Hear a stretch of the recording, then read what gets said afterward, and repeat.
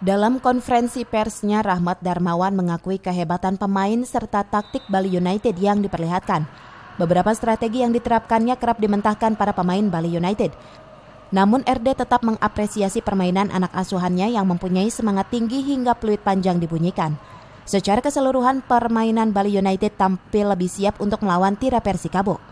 Sementara itu, Alessandro Stefano selaku pelatih Bali United mengaku puas dengan hasil 3 poin ini. Terlebih anak asuhannya bisa mengalahkan skuad yang belum pernah terkalahkan. Jujur hari ini bermain dengan sangat baik. Mereka sangat siap. Mereka mampu mengatur ritme permainan dan merubah situasi tiba-tiba dari tidak berbahaya menjadi berbahaya.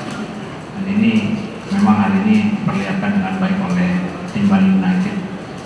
Jadi semua pemain di dalam pertandingan kali ini. Mereka kerja keras waktu menyerang buat cetak gol, tapi juga kerja sangat keras waktu bertahan. Karena Persitira juga menyerang banyak hari ini. Dua tim punya banyak peluang. Saya pikir semua yang datang di stadion ini bisa nikmati yang pertandingan bagus dari tim nomor 1. Dalam 13 pertandingan sebelumnya, Tira Persikabo membukukan sebanyak 8 kemenangan dan 5 hasil imbang.